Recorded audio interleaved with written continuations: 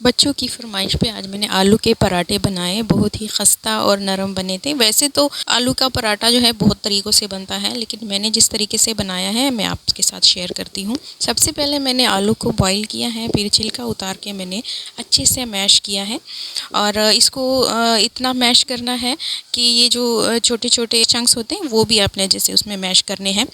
फिर मैंने 2 कप मैदा लिया है और अब इस मैदे में मैं सारे मसाले शामिल करूँगी।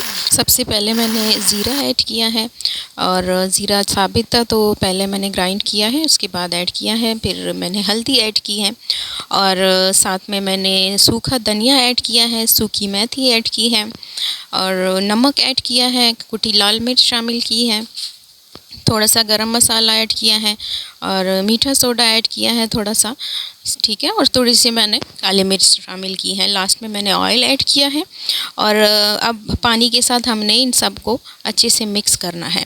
अच्छा, आटा ज़्यादा आपने नरम नहीं करना। मुझसे थोड़ा नरम हो गया था, तो आपने जो है नरम बिल्कुल नहीं करना, ना सख्त हो और ना नरम हो, ऐसे आटा गूंदना है।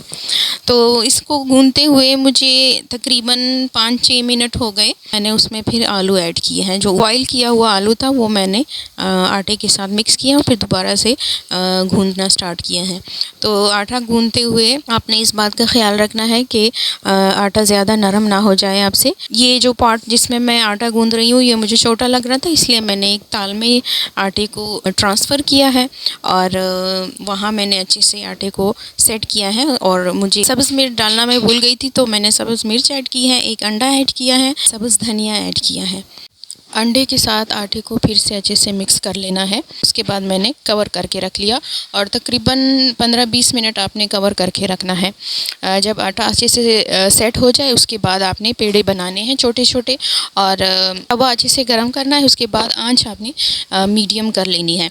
उसके बाद आपने पराठा जो है वो अच्छे से बेल के तवे पे डालना है। थोड़ा सा ऑयल आपने उसके ऊपर डालना है और दोनों साइड से आपने सुनहरा कर लेना है। और नरम और खस्ता पराठे बने थे, इतने जायकेदार थे कि अगर आपको ये रेसिपी पसंद आई है तो मेरी वीडियो को लाइक, शेयर और फॉलो ज़रूर करें।